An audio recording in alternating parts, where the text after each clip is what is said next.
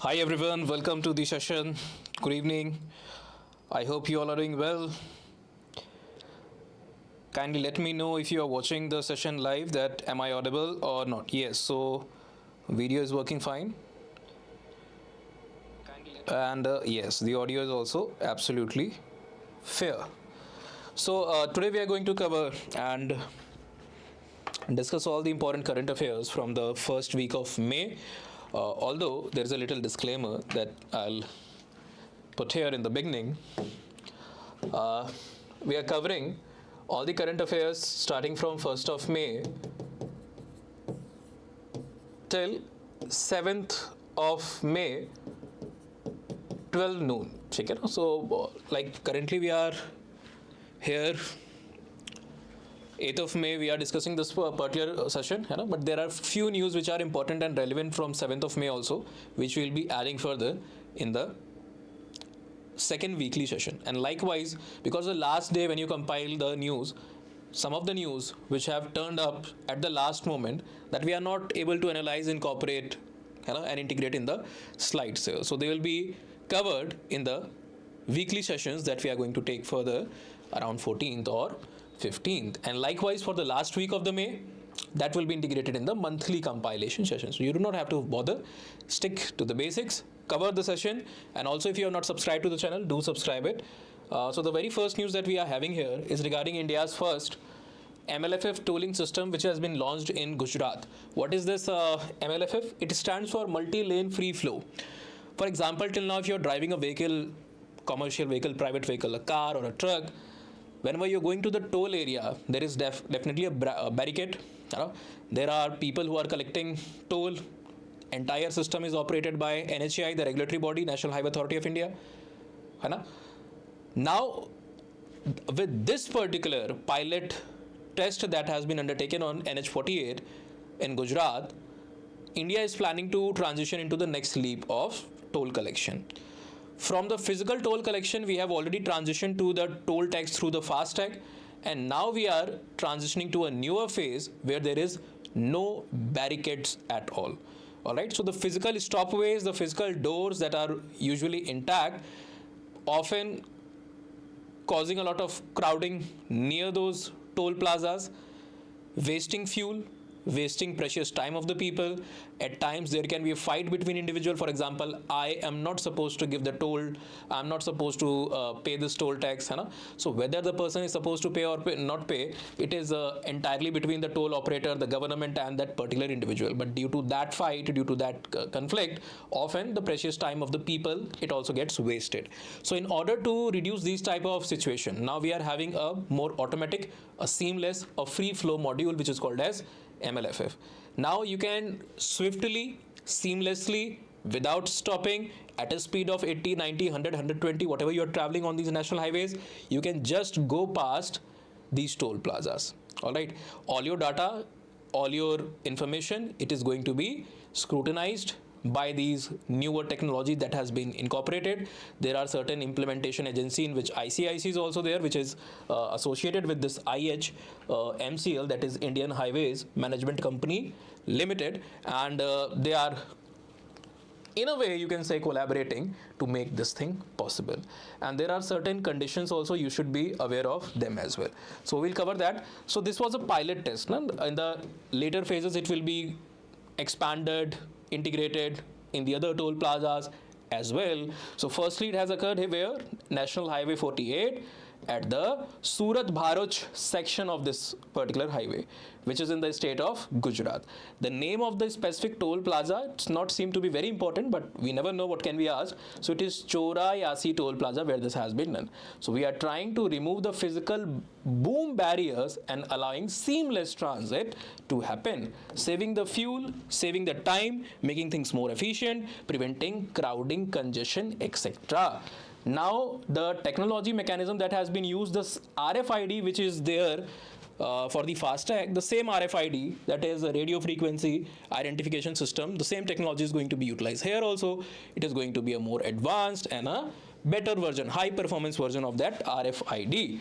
Alright, so this will be forming the detection portion. The detection is going to be done through this. all right, and it will fetch the FASTag details and the 16 high quality ANPR, that is automatic number plate recognition sensors are also going to be planted. Okay, na? Alongside the cameras, as we have mentioned, these 16 high quality cameras which are going to read the vehicle registration number.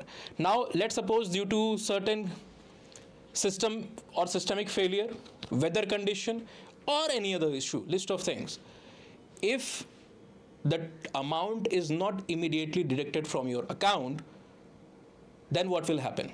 So for that also there is a table. This ANPR cameras, they are going to capture the high resolution images of the license plate as a backup for the RFID. So if the amount has not been detected, e-notice is going to be served to you, and there is nothing to worry about that e-notice. It is the fault of the system, not your fault. So you are supposed to pay that toll within next 72 hours after the recipient of the e-notice. But in case if you fail, it is the responsibility of the body and the implementation agencies, nodal agencies, to inform you that due to some reasons this amount was not deducted. Now you are supposed to pay it up. But in case you fail to pay it at that time within 3 days, that is 72 hours, then you are going to be penalized twice the amount. So instead of, let's say 500 rupees was the toll charge, you are supposed to now pay the 1000 rupees, double of it. So I have summarized the entire framework of this particular new system here in this particular table. First component is the RFID readers. You already know these are the high-speed sensors which will read the FASTag. While the car is moving at high speed, without stopping, the car can seamlessly go. ANPR we have just discussed, so no need to cover it. LiDAR, all the lasers are basically for vehicle profiling. For example, for commercial vehicle, you must have seen there are different gateways. For the hatchbacks, for the personal vehicle, there are different gateways. So now without these gateways, without the physical barriers or physical entrance point, they are going to move seamlessly. So how come you are going to charge them? Because for different categories there is a different toll tax. Heavy vehicles, commercial vehicle, different tax, personal vehicle, light vehicle, different tax. So these LiDAR or lasers sensors are going to use for the vehicle profiling based upon their size, based upon their class. So this is the first news that we were supposed to cover. Static information related to FASTag NHI, we have covered this in the previous section as well when we were discussing about the RO given initiative, where the NHI is going to make sure the plantation of 77,000 plus plants in the first phase on the sides of the national highway. So these things we have already covered, so better to save time. If you have not noted down the static information, the static GK pertaining to these things, please visit the last lecture.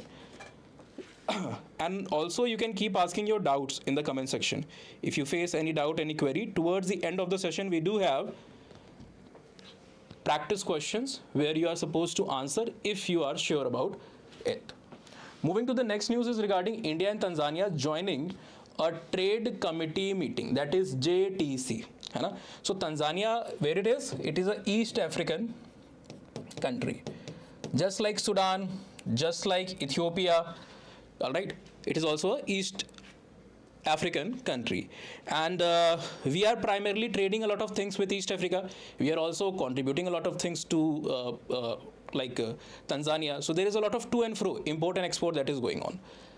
Till last year, the bilateral trade between India and Tanzania stood at roughly around $8.5 billion. This is the rough, I'm not telling you the exact figure. It was around 8.68 or something like that. Roughly, approximately, it was $8.5 billion. Now, this is the total amount of, like, for example, what they are giving to us, what we are giving to them. The total amount of this exchange was around $8.5 billion. Recently, in year 2026, now we have breached the barrier of $9 billion, and our bilateral trade value has breached this particular amount. So this particular fifth session of the Joint Trade Committee meeting that has held recently, there the delegation of both the nation decided to increase the cooperation into other areas as well. And what are the areas, what each of them are going to get benefited from each other? I have summarized this in a proper table which you can follow up. ठीक है ना? चलिए देख लेते हैं. देखो कुछ जो बेसिक बातें हैं वो आपको पता होनी चाहिए, जो नोट डाउन करना है आपको. Firstly, this is the fifth session. The fourth session already occurred in the year 2017. ठीक है ना? As I have mentioned, 24-25 for FY 24-25, the bilateral trade value was around $8.5 billion, and currently the bilateral trade value has breached $9.2 billion. So this JTC, that is the Joint Trade Committee, was meeting in the fifth session between India-Tanzania joint bilateral tie-ups review. Now there are various areas where we are cooperating. Education mein we are already cooperating. The regional center for IIT Madras has been inaugurated earlier in the past in Tanzania, which is going to skill the people, talent, youth, next generation, so that they can contribute, because most of the countries in the Africa, specifically sub-Saharan Africa, you'll see that they are having a lot of chronic problem of poverty, disease, mortalities, all these things. You know? So we are trying to build up their new generation. What better collaboration in education sector can be than the collaboration with the IITs. Okay? Next is related to finance. Now here, in order to reduce our dependency of trade on dollar, an external dominant medium, you know, because no country in the world at this crucial junction is willing to spend a good amount of dollar on buying and trading things. They want to preserve their dollar and gold reserve as much as possible. Okay? So they are not signing, India, Tanzania, they are not signing a currency swap agreement. But without that, they are going to deal with each other, trade with each other in the local currencies, So this also you have to be very much sure about. Third thing is like the expansion of the digital infrastructure. I hope you are familiar, you have read in the previous weeks regarding Utkarsh 3.0, the medium-term strategic framework of Reserve Bank of India from 2026 to 29. One important pillar of that framework is the incorporation and globalization of Indian digital payment ecosystem, like RuPay, like UPI, etc. So we are trying to do that here also. You know? We are trying to strengthen it to South Asian countries also, Shark nations also, and now with Tanzania also. All right, to globalize our financial ecosystem and product. So these are the tie-ups in these two particular sectors. Apart from that, in mining industry also we are going to significantly contribute. For example, India do depend a lot. We import a good amount of the pigeon pea, which is also called as the tur dal. ठीक है ना? Tur dal. So for that also we are further strengthening our cooperation to facilitate these type of trades. So I have here also probably made a table for you to get things in a summarized and easy and efficient manner. These PDF PPTs, they are available on the either Telegram channel or on the website. For that you have to make an ID on Oliveboard if you have not already made, and if you are not able to locate it, you can comment in the comment section here. And if that is not getting answered after 4 to 6, 8 hours, then you can reach out in the Telegram space also. You can tag somebody, the admin, and you can ask where can I get the free PDF, because these tables are going to help you quite dramatically in the examinations. So firstly, what we are sending to Tanzania and what we are receiving from Tanzania, I have summarized them in 2 tables. Okay? Summarize this in 2 tables. So what we are giving? Refined petrol. India do depend, we do like import a good amount of crude oil from other countries. Around 85% of our crude oil supply comes from the other countries. 55% of that comes from the Middle East countries. But thankfully we do have some of the largest, in fact not some of the, indeed the largest oil refineries that exist on the planet Earth. The Jamnagar refinery owned by Reliance Group, after that Indian Oil refineries, these are some of the largest oil refineries. So although we do not have a lot of oil like wells here, we do have to take it from the Middle East countries, वो हमें लेना पड़ता है, but after getting that $2 supply, we can refine it. Why other countries are not? Because a lot of smaller countries, it is quite extensive process. Lot of time, lot of energy, lot of skilled laborers, and lot of capital is utilized for this particular refineries. So a lot of countries do depend, and instead of crude oil, they directly trade in for the petroleum. or the petrol related product. So we do provide them refined petrol and fuel. Secondly, the medicine, the pharma. India is known for its low cost treatment surgeries and also low cost generic drug. We are one of the global suppliers of the low cost APIs, that is the active pharmaceutical ingredient. So we do that same with Tanzania also. We do supply them in good amount. Next is the machinery and technology for strengthening their infrastructure. Okay? And education, we have already covered IIT Madras and this collaboration with the Tanzania to strengthen their educational system, to educate or to make the youth, the next generation, skilled and equipped to make the transformation. Now what we do take, gold is probably the biggest item that Tanzania is selling to India, which is utilized in our reserves also and our jewelry sector as well. Okay? Next is cashew nuts. We do also take, Tanzania is one of our biggest suppliers of these raw cashew.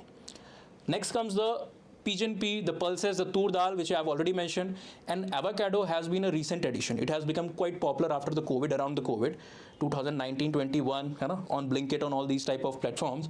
You will like see these avocados being sold and like suggested or recommended often by the algorithm. So this is a new addition which we are taking from Tanzania. Moving to the next news that we have here is regarding India and Italy signing a bilateral tie. अच्छा, healthy study पूछ रहे हैं कि sir English में होगी क्या पूरी class? देखिए, बोलने को तो मैं हिंदी में भी बोल सकता हूँ, है ना, 2-3 भाषाएं आती हैं, लेकिन ये तो इंग्लिश चैनल है ना, तो हमें इंग्लिश में करना पड़ेगा. ये हिंदी वाली भी जाएगी क्लास. आप अगर हिंदी वाली फॉलो करना चाहते हो तो जो ओलिवबोर्ड का मेन चैनल है उस पर हमने अभी एक सेशन डाला था. वो पिछले 5 महीने का पूरा करंट अफेयर्स कवर करता है ना. और अपार्ट फ्रॉम दैट शायद हम मई मंथ का भी वहाँ पर अभी लेकर के आने वाले हैं. राइट, वो टीम से आप रिक्वेस्ट करो तो वहाँ पर भी भेज देंगे भाई, उसमें कोई दिक्कत नहीं है. या टीम इसी को उठा करके हिंदी वर्जन इसका जो है वो अपलोड कर देगी. बट यहाँ पे तो इंग्लिश चैनल में it is suppose to be in English, है ना. So that's why we have to take this in English, है ना. हिंदी में भी होगा, इसका कोई चिंता करने की बात नहीं है. ओलिवबोर्ड के मेन चैनल पर जाएगा. This is specifically for English learners, है ना, from north east, from south India. So that's it. चलिए, so next news here is regarding India and Italy having a bilateral military cooperation. India and Italy having a bilateral military cooperation. So what is it about? Italy basically a European country known for its health infrastructure, known for its shipbuilding capacities, and a lot of other things, for example. So now we are partnering with them and we are trying to strengthen our maritime cooperation and maritime ties. In the field of defense also we are trying to do a lot of co-production that India is not going to entirely depend on other countries for importing the entire component or the finished product, whether it is missile, tank, etc. Currently, we are having a good amount of dependence as far as the defense sector is concerned on countries like Russia, America, France, you know, recently South Korea, Israel. These countries are also becoming major contributor. We are signing deals with them also, but we are willing to reduce this dependence, whether it is in shipbuilding, whether it is in semiconductor manufacturing, you know. So we are trying to reduce this. We are giving a lot of impetus, encouragement to a lot of companies to do these things indigenously so that our import reliance can drop. Why? Because currently, for example, the last FY 25-26, our this entire trade deficit soared to a record near $120 billion high, you know, which is not a good thing. We have to narrow that as much as we can. So here, this partnership is going to be focusing upon the joint exercises between the two nations, maritime cooperation between India and Italy, defense cooperation, and also enhanced information sharing. This is probably one of the most crucial and distinctive aspect about the cooperation plan that has been designed, that for the safety of the Indian Ocean region, to prevent any type of piracy, to prevent any type of issues as far as the trade through the Indian Ocean region is concerned, we are going to share information and intelligence with each other, you know, so that this security can be further strengthened. Co-development part I have already discussed, that co-development, co-production of technology will also be undertaken. Chaliye, any other information? Now, for this, the framework for this maritime security, specifically as far as the information exchange is concerned, it is going to happen through the Information Fusion Center Indian Ocean region. It is IFC IOR. This body is going to be responsible for exchanging the information to strengthen the maritime cooperation and safety of the region. So it is called as IFC IOR, that is Information Fusion Center, Indian Ocean region, which is based in the Gurugram of Haryana. Okay. Now, if you talk about specific development prior to this particular meeting, recently in the beginning of this year, February 26, Leonardo, which is one of the giants in the defense sector of Italy, it has partnered with Adani Enterprises, basically to do what? To design and build helicopter manufacturing ecosystem for two helicopters. One is AW169M and the other is AW109 Tracker M helicopter. So this particular Leonardo is also trying to further its reach in the Indian subcontinent. So this particular tie-up can also make it possible, not remotely but very closely, for giants defense manufacturers in those countries to collaborate with the Indian companies. Okay. Shipbuilding के ऊपर भी we have also talked about. So collaboration with Indian shipyards for modular ship design, resilient hulls. Hulls means the base of the ship, and also green propulsion. Propulsion, when a ship is being propelled, matlab, for example, for moving your car, vehicles, bikes, you need petrol. It acts as a propulsion system. Similarly, for the ship, there are certain propulsion system that is required. So we have to focus upon what we are focusing upon, the green propulsion, which does not create pollution. So in shipbuilding, we are already cooperating under the voice frame with South Korea. The president recently visited, and we have aimed to double up our bilateral trade with South Korea to estimator of around $50 billion. So here also with Italy we are collaborating as far as the shipbuilding is concerned. Chaliye, certain static news about IFC IOR. We have already discussed that it is based in Gurugram. This was launched in the year 2018. The parent body is Indian Navy, and it was launched by Nirmala Sitharamanji, who was then the defense minister. Later she became the finance minister, but before that she was the defense minister. What is the role of IFC IOR? It acts as a regional hub for maritime security and information sharing. It also monitors the Indian Ocean region for piracy, smuggling, and illegal fishing in the area. We try to prevent these things on this particular pathway or in this particular region. Next is a very brief and a very short news, and this news is regarding Mizoram launching the Khurel app. The pronunciation might differ locally. Northeastern person will better know it. So we can call it Khurel app. All right. So this is an application. The purpose of this is so that the normal citizen like us in the northeastern region, they can immediately report any type of calamity or disaster that they have seen. For example, we are traveling in a particular area, and we have seen that there is landslide which is ongoing, or some road is broken.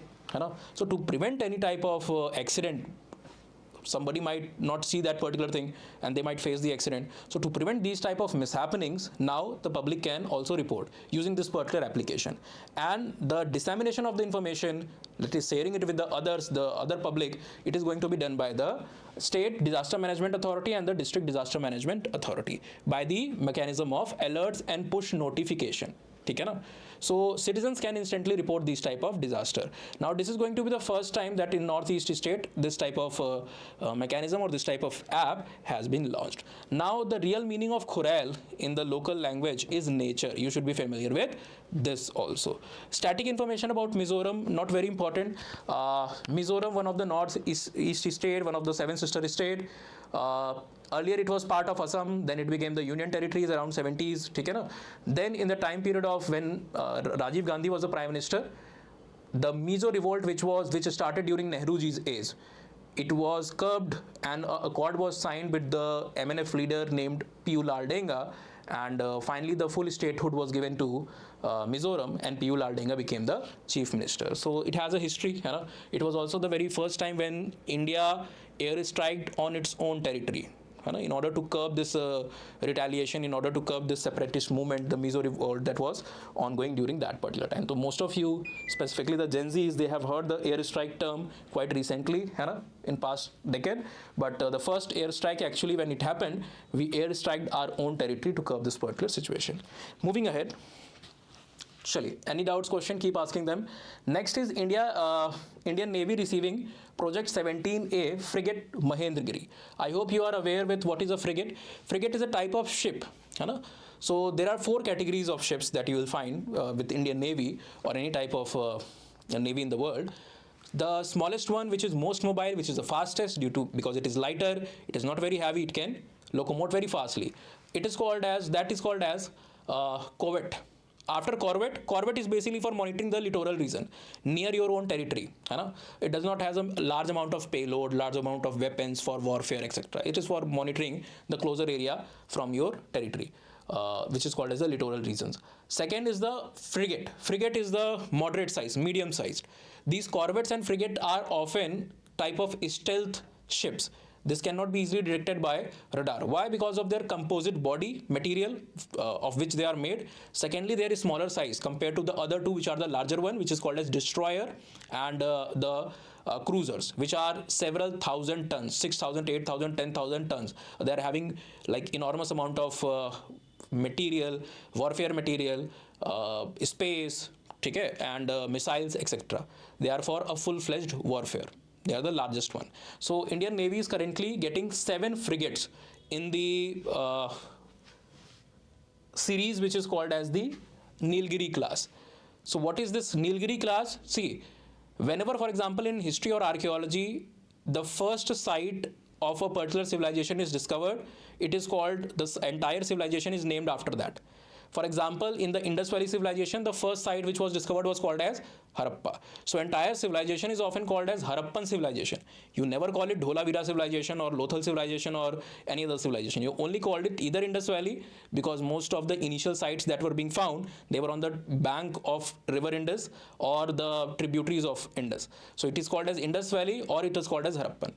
Similarly, the first ship in this particular series that was handed over to the Indian Navy was the Nilgiri, and that is why this entire class or this series is called as Nilgiri class. Total of 7 ships are basically going to be dealt in, है ना? 7 यहाँ पर जो ships हैं वो दी जाएंगी Indian navy को. इसको डेवलप कौन कर रहा है? It is a divided scenario. 4 of the ships are being handed over to Indian Navy, are supposed to be handed over to Navy by Mazago Dock Yards. ठीक है, ये आपका एक शिप बिल्डर है इंडिया के अंदर में. यहाँ पर नाम भी लिखा होगा, ये देखो आप, लिखा हुआ है MDL. ऑलराइट, सो ये आपका एक mini Ratna ship builder company है. The second is GRSE, Garden Reach. All right, this is also a shipbuilder company, and they are building around 3 of the ship. Out of total 7 ships, 6 ships have already been handed over to the Indian Navy. These are mostly indigenous developed, like most of the parts, equipment, more than 65-70%, they are indigenous in origin. They are low radar. I have already discussed, they have low radar signature, they cannot be easily traced. Next is propulsion is following this CODOG type of system. What is CODOG? CODOG is a special type of propulsion system which uses both diesel and gas. So for example, when you are simply cruising on a very constant speed in the water, so the diesel is going to be used for propulsion. But when you have to speed up, swiftly speed up, gas is going to be used as a propulsion agent. So it cannot happen, both cannot act together. They will be either at one time, the diesel will be used, the other will be the gas will be used. So it is a type of, you can say, hybrid type of system, propulsion system, where both diesel and gas are used. Now it is also equipped with major missiles like BrahMos and also the Barak 8 missile. चलिए, the name of all the 7 ship is written here. Nilgiri was the first which was handed over. ठीक है, recently I think in the previous month you have heard about Dunagiri and Taragiri which was handed over. The only pending one is this particular Vindhyagiri. Okay, this is the only pending one which will be probably by the end of the year. This will be also handed over. Now the major shipbuilders, the name are already given. The MDL Mazago, the Garden Reach, Goa Shipyard Limited, and the Cochin Shipyard Limited. Out of this, Goa Shipyard is mostly concerned with manufacturing the lighter vehicles or lighter ships like the patrolling ships. ठीक है ना, to protect illegal fishing, to take care of the immediate coastal areas, है ना, safeguarding it. चलिए आगे बढ़ते हैं. Any doubts? Next is Ministry of Mines has approved certain companies as part of the incentives for a scheme of promotion of critical mineral recycling. Critical mineral or the rare earth minerals are quite important, specifically in today's digital age. In a lot of devices and a lot of electronics, they are being used as part of the manufacturing process. It includes like things like nickel. It includes things like lithium ion batteries, lithium ion basically, which is used in batteries a lot number of times. So what happens that we are focusing upon recycling and reusing these critical minerals, because we largely depend on other countries to get these critical minerals or rare earth elements. Now we are trying to reduce our import dependence. We are trying to reduce our import dependence. We do not want to import it from other countries. So what we are going to do, we are going to use the waste material, the discarded. For example, the batteries which are being used, EV car batteries, they are often discarded. So we have to find them, we have to collect them, we have to extract all these rare earth minerals or rare earth elements, and then we have to reintegrate them. Okay? Reintegrate them in the uses. So for this, government has approved a total of 58 specialized companies. Not all of these companies are notified currently in May. Some of them were already notified, I think 3-4 months earlier, February, and few companies are notified in May beginning. All right, in the first week of May. So total number of such companies is now 58. Now government is going to provide them financial support for recovering essential minerals from the waste stream. And it is also broader part of the National Critical Mineral Mission, which is also called as NCMM, which was notified in the year 2025 on Gandhi Jayanti. Under this particular initiative currently that government has taken, government is going to outlay a total budget of 1,500 crore. 1,500 crores. Now, these companies are also mandated, or they are pledging to spend a cumulative amount of more than 5,000 crore, which will aim to establish a combined recycling capacity of more than 850 kilotons per annum. This much recycling is going to be done, 850 kilotons per annum, which will drastically reduce our dependence upon other countries on the import. All right. Now, what things are targeted? What are these things that we are targeting? Lithium, cobalt, nickel, these things we are trying to use. Now, how government is going to support them? For example, when these companies want to do the capex is mean, for example, you are having one shop in a particular state, let's suppose in Delhi. Now, if your business is running in a very good manner, and if you want to start a new shop in Haryana, Panipat, Sonipat, Uttar Pradesh, Bihar, Tamil Nadu, any other state. So this is called as capacity expansion. You are trying to expand. And it is a very costly process. You have to buy the land, you have to do the construction, you have to hire the engineers, workers, raw material, lots of things are there. So whenever these companies are going to do capex, government is going to provide them 20% subsidy. 20% subsidy. For example, if the capex budget is 100 crore rupees, government will provide you 20 crore rupees to give that capex when you are working in this particular domain, then only. Okay? And this is for multi-year. This is applicable till 2031. This can be further extended also, but currently the deadline year is 2030. Now we also want to achieve autonomy. That is, India wants, by recycling, we want to meet our 25 to 30% of the critical mineral demand. For example, if we currently require 100 tons of critical mineral in a year, so we want that by 2030, 25 to 30% can come from this recycling only. This is our target, ambitious target for the year 2031. I hope that is clear to you. Moving ahead. Chaliye. Now, certain information regarding Ministry of Mines we have added here, certain historical and legal static general knowledge. Ministry of Mines came into being through the MMDR Act of 1957. Earlier, it was part of Ministry of Steel and Mines, and after the reorganization, it became a separate ministry. Okay? The primary goal is to manage the sustainable development of entire mining sector and also to provide regulatory oversight that things are being done correctly. Now, the key agencies which are part of Ministry of Mines, which are associated with Ministry of Mines, are GSI, that is Geological Survey, and the Indian Bureau of Mines. The target for 2027, that is Viksit Bharat, the Ministry of Mines is having ambitious target that you have to achieve 100% exploration of onshore and offshore minerals, and also to reduce the dependency on these import from 100% to 40%. For example, if we are currently importing 100 tons of cobalt from some other country, then we want to reduce it to 40% by 2047, the year when India is going to celebrate its 100th Independence Day. Moving ahead.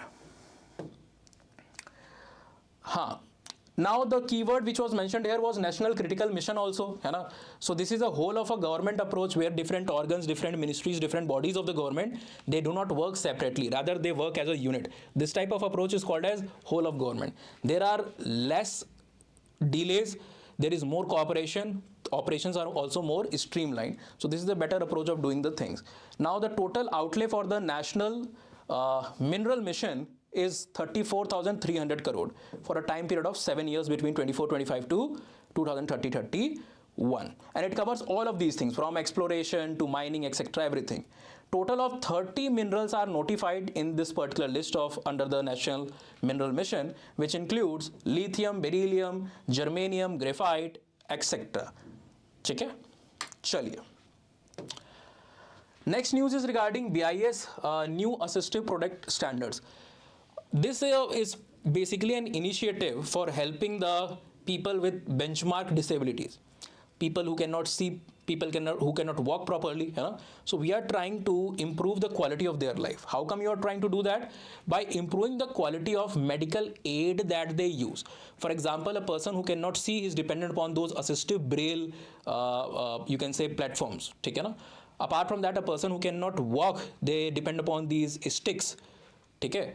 A person who cannot properly walk completely, they have to use those wheelchairs, and often you will see that in offices or other places the building is very old, they do not have this infrastructure for a ramp basically for the wheelchair.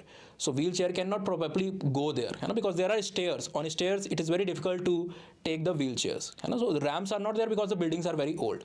So that is why a lot of people do carry the portable ramps. The ramps which you can use anywhere. You can basically lay it down on a particular, you can say, stair and make it wheelchair accessible.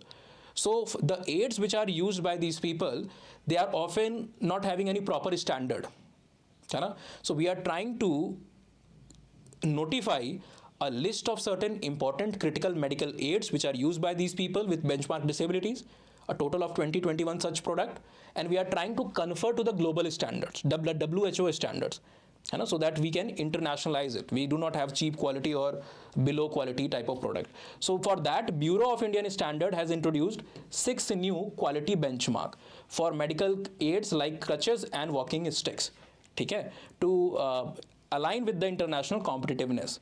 Now, it is in alignment with the national list of essential product, which includes total of 20-21 such products. All right, and it is the framework for this has been designed by the Indian Council of Medical Research, that is ICMR. Objective is to make the life of person with disability more better. Now the things which has been notified, the 6 things, they are mentioned here. The list is mentioned here. Elbow clutches, you must have seen it, you know, it comes till here, this part, and they basically the person hold it like this. Next is the walking sticks. Walking stick, definitely you should know, you know, these are the sticks which usually a blind person or also other person with certain disability, they utilize it. Next is a multi-legged stick. These are this type of stick. They are having multiple legs for support, you know, this type of stick. So they are used by the people for proper support, okay, who are probably aged individuals, they cannot balance the weight properly. So these are multi-leg type of sticks. Next is the tactile guided maps. These are also for people who are having visual problems, visual disability, you know? So this help them to move from one place to other place. It is helping them to understand the navigation pathways of the public and private important places. Braille signage, you all are aware of, you know, you must have seen them in a lot of heritage site buildings, etc. Portable ramps I have already mentioned. So these 6 products are basically going to be standardized under this. Certain static information pertaining to BIS is given. It operates under Ministry of Consumer Affairs, Food and Public Distribution. All right. चलिए आगे बढ़ते हैं. Certain key products of BIS, it includes ISI mark, hallmarking on gold, silver, which you have all seen. The motto of this BIS is मानकः पथ प्रदर्शक, यानी कि मानक means होता है स्टैंडर्ड, मानक स्टैंड्स फॉर स्टैंडर्ड, पथ प्रदर्शक means something that guides your path. So standards are the guides. Standards are the guides. This is the motto of BIS. Can be directly asked in the examination. You should be aware of it. Moving ahead, the next is the FDI in the insurance sector. So you must be aware that last year in 2025, with the Sabka Bima Sabki Raksha Amendment of Insurance Act 2025, government presented its intent to allow 100% FDI, that is foreign direct investment in the insurance sector, general and life insurance sector. But it is not that easy. Just by showing the intent, it cannot be done. For that, you have to make changes to the FEMA regulations.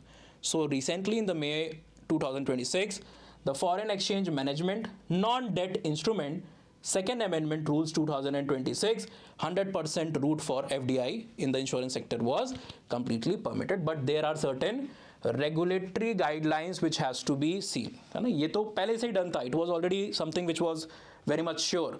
Now, what are the compliance? What are the important requirement that one has to remember? Firstly, this 100% FDI is totally allowed, but there are certain cases. For example, entry route is automatic. है ना? Entry route का मतलब क्या है? You are not required to tell to the government before acquiring a particular company. For example, there is some insurance company in India and it is not working properly. There are a lot of financial issues in that particular company. And if there is a foreign giant insurance company, it wants to buy it out. For example, Allianz, for example, Munich, and if they want to buy it out, they can buy it. For that, they do not have to do a lot of paperwork. They do not have to ask to the government. They can directly deal with between them. But they have to follow the guidelines and the approval of IRDI, which is the regulatory agency. Next is the LIC limit. In LIC, for example, if you want to buy stakes in HDFC, Argo, SBI, General, you can buy it out. But for LIC, there is a cap. LIC के अंदर में you cannot have more than 20% investment, FDI. For other, you can have 100%. LIC, you are not allowed to do that. ठीक है ना? चलिए. Next important thing is regarding the solvency compliance. You must maintain solvency margin to comply with the Insurance Act. So whatever are the conditions under Insurance Act of 1938, you have to comply with those. Next is RBSK 2.0 guidelines. What is this? Rashtriya Bal Swasthya Karyakram 2.0. This is the 2.0 version. The first version of this was launched in the year 2013 as part of the National Health Mission. What is there in this particular mission? That is Rashtriya Bal Suraksha. For example, a lot of children, specifically of underprivileged society, poor people, rural children, they often suffer from certain key ailments, and these are not often timely diagnosed. It is quite late when these things are diagnosed because people are not unaware. People are also less educated. So in order to stop this thing, in year 2013, this program was launched, where these members, the staff members, there will be a team which will be formed, and they will be going to the Anganwadis, they will be going to the schools, government schools in a lot of these areas where monitoring and screening of the children will happen. So this is not a new thing. This was already in 2013. Now what is happening in this 2.0 version of this RBSK is now we are recognizing the mental illness and also the lifestyle disease like obesity, etc. There was a recent list in which India has now moved to second position as far as the obesity among the children are concerned. This is primarily due to the lifestyle changes. Most of the children they are not going outside. They are on the digital screen continuously. Even the elderly people like us, they are also not moving much. For example, you go to college, you do study, you go to offices. Most of the work is desk work. So we are not farmers anymore. We are not on field. We are not walking. There are commute mechanisms. So a lot of things. So due to this sedentary lifestyle, this obesity is also increasing. So now this particular RBSK is acknowledging both mental illness and also this obesity into this particular category in 2.0 version. In the earlier version, there were 4 cardinal Ds which were there, about which we are going to talk now. So for example, the diabetes was also there. Apart from diabetes, let us see what else was there. Defect at birth. When you are born with a certain condition, it can be chromosomal disorders like Down syndrome. It can be heart-related, congenital heart-related issues. Neural tube defect can be there. Apart from that, deficiencies, vitamin A, vitamin D deficiencies. Second D is, first D is this, second D is this. Then third D is diseases like skin condition, autism media, rheumatoid heart disease, or fourth D is the autism, developmental delays, where your development according to your age is not happening. It is delayed. So it includes autism, learning disabilities, vision and hearing impairment also. Now new things have been added, lifestyle disease and diabetes, which is mentioned probably towards the end. In 2.0 version, the mental health and the non-communicable disease like diabetes and hypertension have also been notified. Okay, so you should be aware with the when the first 1.0 of RBSK started, when 2.0 came up, which is the ministry under which RBSK is placed, what was the program under which RBSK or both the RBSKs are clubbed, which two new diseases are clubbed, what are the 4 Ds in this, so you should be aware of these facts which can be directly asked in the examination. Moving ahead, NSO survey has highlighted that heart diseases trend has intensified in India. In fact, compared to 2020, 17, 20, and 16, you see like 8-9 years ago, the number of people were around 1,300. Now it has soared to roughly around 4,000. That is triple number of individuals who are suffering from cardiovascular diseases as of now. So the data has been shared. This is called as the Household Social Consumption Health Survey 2026, which was released by NSO survey. NSO comes under which ministry? Ministry of Statistics and Program Implementation, that is called as MOSPI. Now, what the survey says, in April 26, end of April 26 and beginning of May, the record highlighted that the heart diseases prevalence has nearly tripled from around 1,300 per lakh in 2017-18 to around 3,900 per lakh in 2025. And cardiovascular disease now account for more than 25% of all the disease. So people are suffering from a lot of diseases. Out of all the diseases, the 25% of the diseases are your cardiovascular diseases. Okay? Talking about youth vulnerability, people between age of 15 to 29, there is 2% chance they can have this CVD. Also, there is an economic gap that has been seen, for example, in the cost of treatment and the cost that people are incurring while taking those treatment, medication, etc. for these disease. Like, for example, if you are diagnosed with CVDs, most of the time statin, that is a medicine, started to be given to the patient. So talking about the expenditure or the cost, there is a divide as far as the rural and the urban areas are concerned. In the urban areas, the average cost is around 70,069,451, and in the rural area it is around 45,000 something. Similarly, out of pocket expenses, you will see that the average cost per hospitalization has also significantly risen to 34,000. Okay? Chaliye, static information, as I have discussed, NSO, this body which has released the survey, it was formed in year 2019 by merging the Central Statistics Office and the very famous NSSO, that is National Sample Survey Office. It comes under which ministry? I have already mentioned, and this ministry was formed in 1999. Okay. We celebrate National Statistics Day on 29th of June every year to mark the birth anniversary of Professor P.C. Mahalanobis. All right, you must have heard his name while you were covering the 5-year plans. Chaliye, moving ahead. Now, India's power growth and renewable. With this we can leave because this is only the report part of the news that we have been covering. That what is India's target for 2030, what India has achieved. So in last year, June 2025, 50% of our renewable energy target was basically sourced from non-fossil fuel fossil fuels only. So last year, out of 480 gigawatt, 242 gigawatt was basically sourced from non-fossil fuel base, which is a good thing. Why? Because under the COP21 during the Paris Agreement of 2016-17, we agreed that in next 15 years we are going to do this. We have to reach this 50% of our total consumption from non-fossil fuel based energy sources by 2030. But we were able to achieve that 5 years earlier in June 2025. So we are in a right direction and we have to further strengthen it. So most of there is nothing new, only the combination of that information is given here. The India's climate target, which are called as the Panchamrit, which includes 500 gigawatt of non-fossil fuel by 2030, 50% energy requirement from renewable energy by 2030, 1 billion tons reduction in projected carbon emission by 2030, 45% reduction in the carbon intensity by 2030, and lastly, by 2070, we want to become a net zero emission country. That is the most ambitious goal that we have right now. Chaliye, all the lists are given here, This you can go after the classes. Next, move to the national and international affairs related news headlines. So Sikkim has become India's first paperless judiciary state. So currently Sikkim was marking its 50th statehood day. It was celebrating the anniversary, 50th anniversary of what? Becoming a state, getting the status of a particular state. All right. So here CGI Surikant Sahab has basically marked this historic milestone where the entire judicial operation in Sikkim court is paperless. So for example, in judicial matters, you require a lot of paperwork, documentation, this, that. So now that is not going to be done, because everything is being digitalized. Paper has been scrapped out.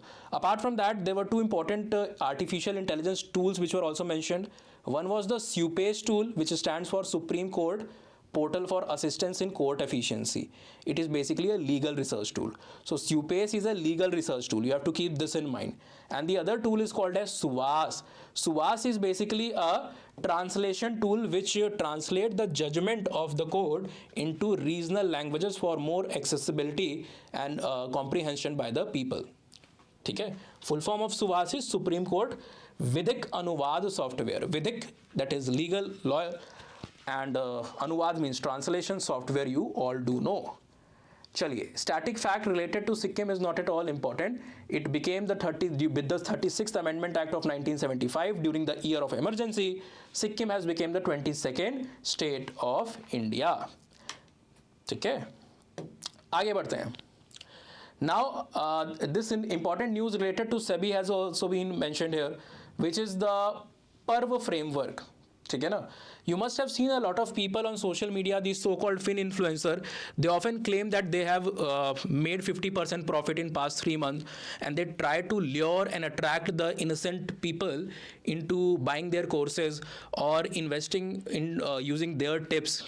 Most of these are often misleading claims, but people cannot verify that because they are showing their entire returns, and that is a true result. But behind that single good trade or successful trade where they have earned money, there can be dozens of trades where they have lost money, which they are not showing. They are only showing the pickpocket good one trade to you, so that you can be manipulated into listening to them, buying their courses, or investing on their tip. So it can result into massive loss for the innocent investor.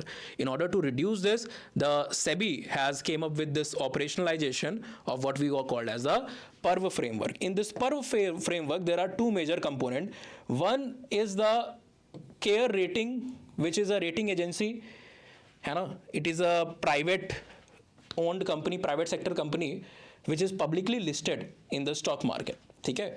So what this CARE rating is going to do, it is going to verify and responsibly audit the trails, or you can say the claims which are being made by these fin influencers.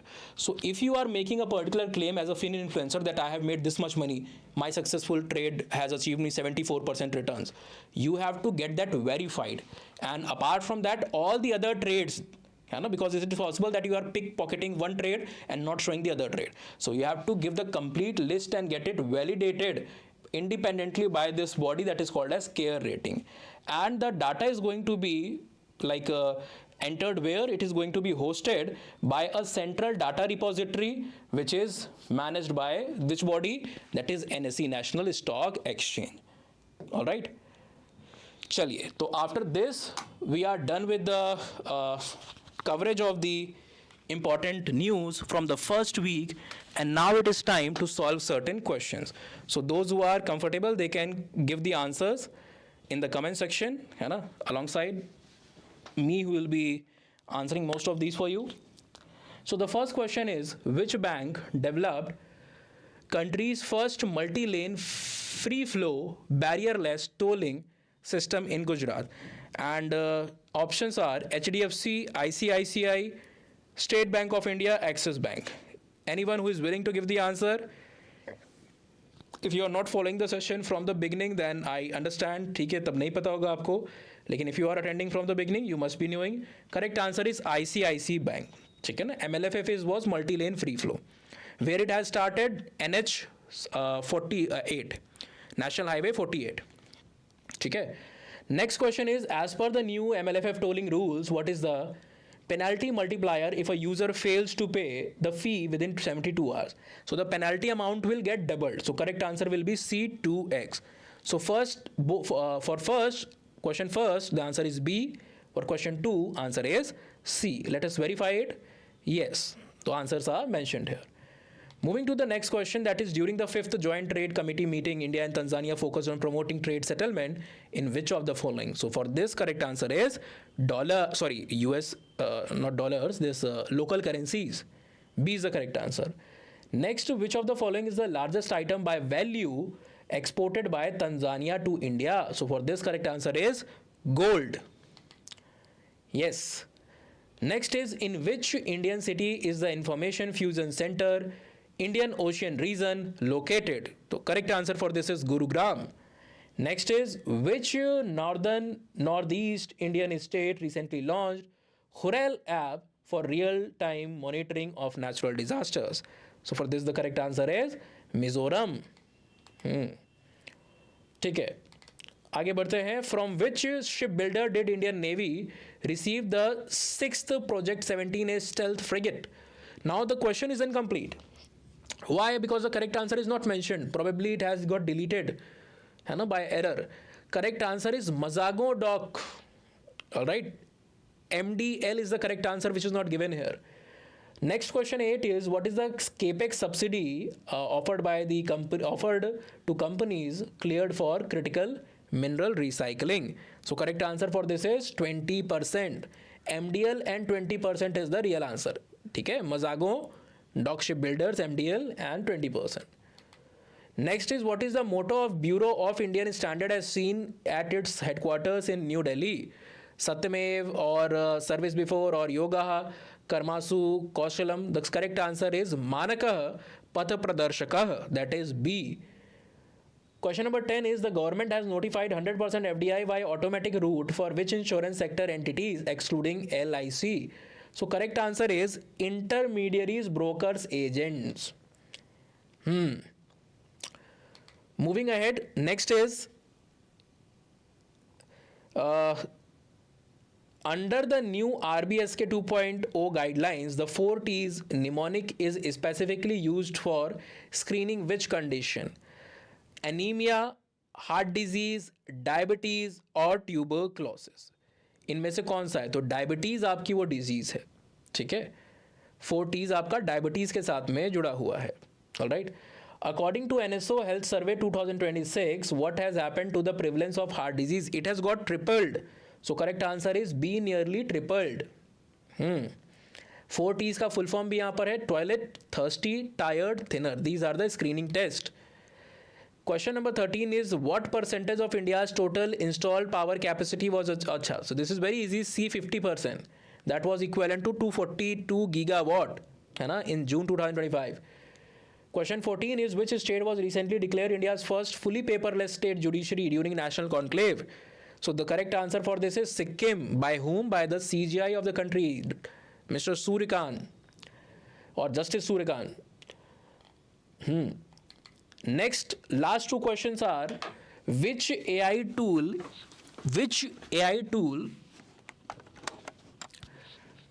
is used by Sikkim judiciary for the translation of judgment into regional language? So correct answer is Suvas.